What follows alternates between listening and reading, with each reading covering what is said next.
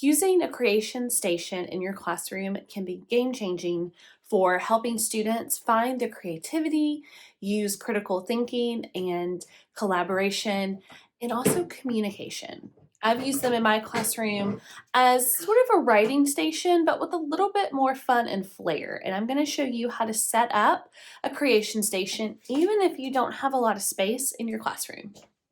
When I was in my larger classroom with face-to-face students, this hutch was used as our creation station. And it was the perfect place for kids to come and grab a writing basket with writing materials or craft supplies that I kept down in the cupboard down here.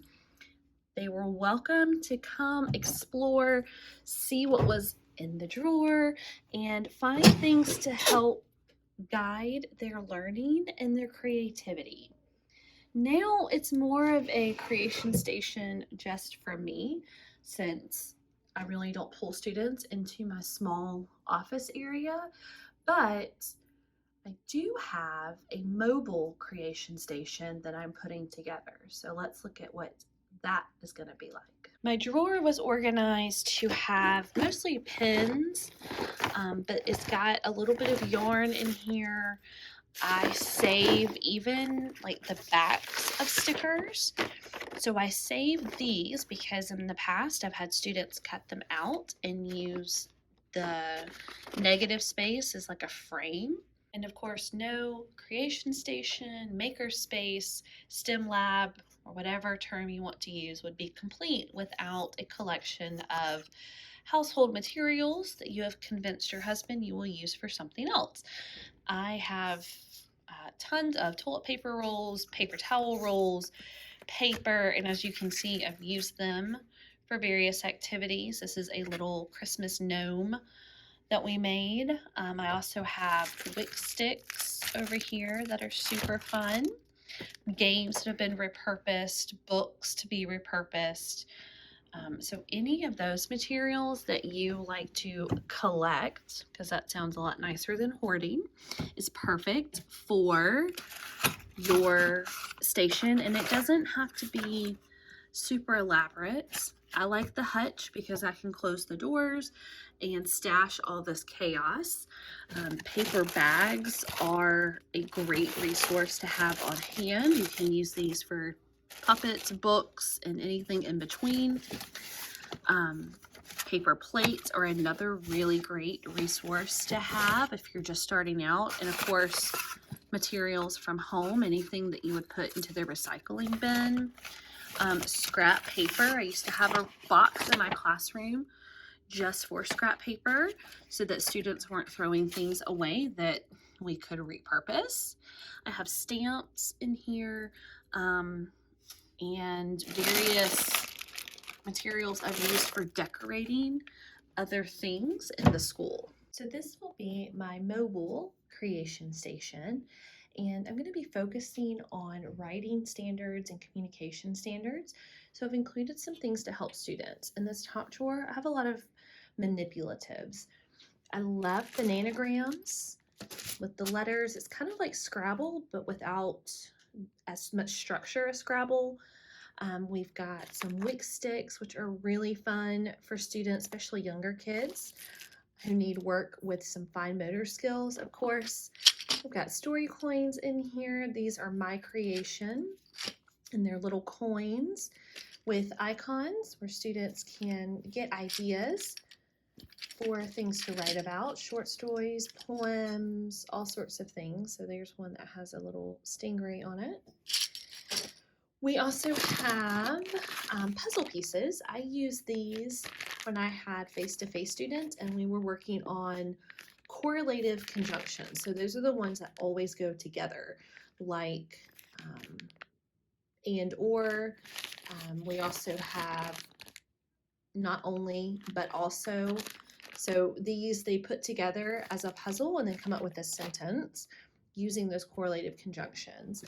Got some more of the reading task cards in here, and then of course the tangram shape puzzle, which is super fun. Students can make pictures with it and then write a story So let's explore the next few shelves as well. The next drawer, I have one of my favorite items. This is magnetic poetry, just on cookie sheets that I got from the dollar store. So students take these little magnetic rectangles with words and they write poems. And my fifth graders loved this center. Every time that I had it as an option, this was a go-to.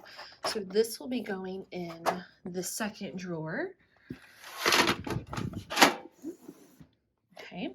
The third drawer is going to be paper. So this is for students who want to illustrate or draw something. Maybe they want to write out what they're going to say, have drawing paper.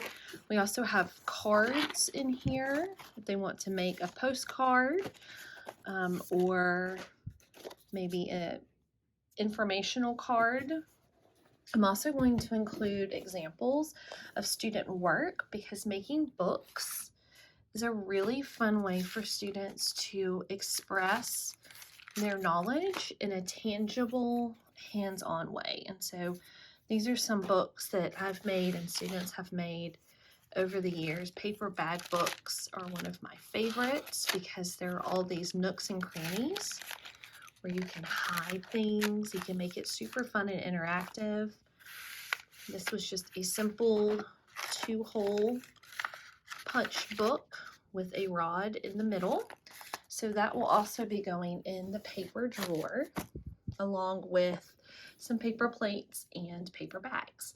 And then in the last drawer, we have more of our STEM crafting items. So in here, I got some cardboard hexagons for hexagonal thinking. We have toilet paper rolls. These are the backs of frozen pizza. They are the perfect circle to be repurposed for something.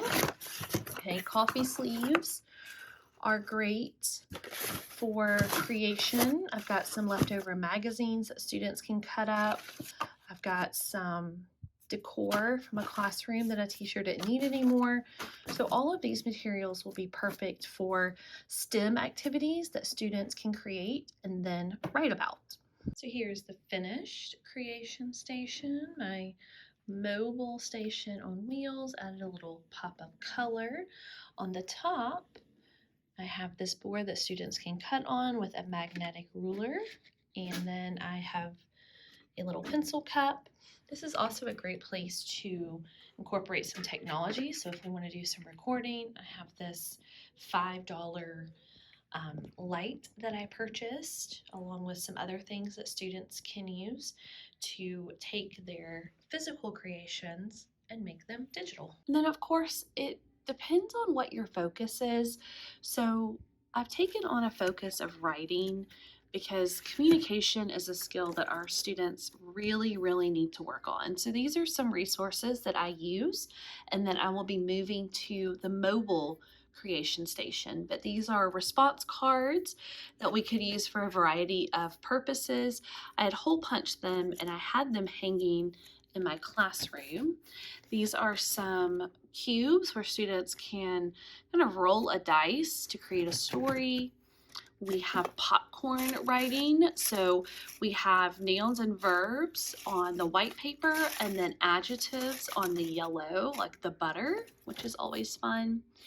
We have writing topics in a jar. So these are opinion and informational writing topics based on fifth grade standards. We work closely with students. They might gift you some of their creations, and I have several. So I have Van Gogh that a student made by hole punching pieces of construction paper, and then she glued them on one at a time to make Van Gogh's portrait.